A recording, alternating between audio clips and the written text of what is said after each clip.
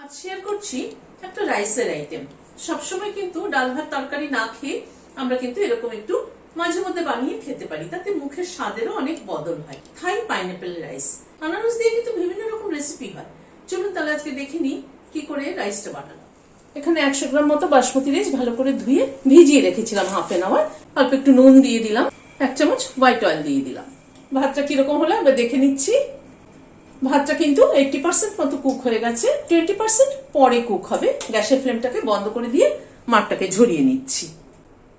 1 চামচ ঘি দিলাম, খানিকটা কাজু দিয়ে দিলাম। ঘিয়ে প্রথমে ভেজে নিচ্ছি।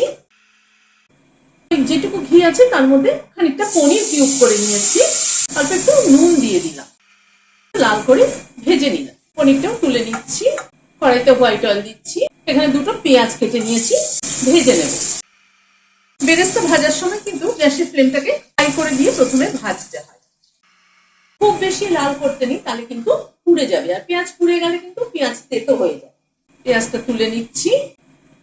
6-7 কোয়া রসুন কুচি করে নিয়েছি, সেটা দিয়ে দিলাম। 1 ইঞ্চি মতো একটা আদার টুকরোকে চপারে কুচিয়ে নিয়েছি। দুটো কাঁচা লঙ্কা কুচি করে দিয়ে দিলাম। খানিকটা ধনেপাতার স্টেম দিয়ে দিলাম। একটু নাড়াচাড়া করে নিচ্ছি সবগুলোকে। ক্যাপসিকাম দিয়ে দিচ্ছি।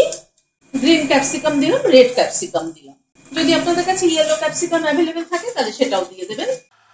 হালকা করে ভেজে নিচ্ছি।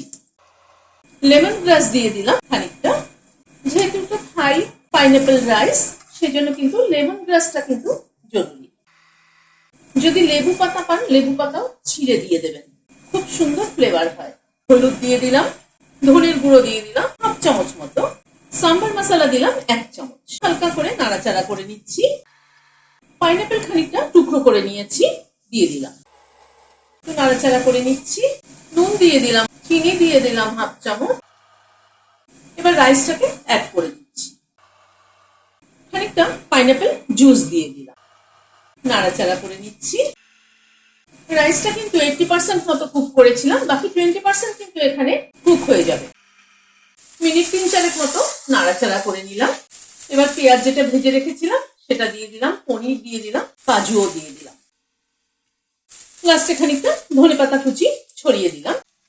গ্যাসের ফ্লেমটাকে বন্ধ করে দিলাম, দিয়ে ঢেকে দিচ্ছি স্ট্যান্ডিং টাইম 5 মিনিট। ভিডিওটা যদি ভালো লেগে থাকে তাহলে একটা লাইক এবং সাবস্ক্রাইব করার অনুরোধ রইল। আজ তাহলে এখানে শেষ করছি। নমস্কার।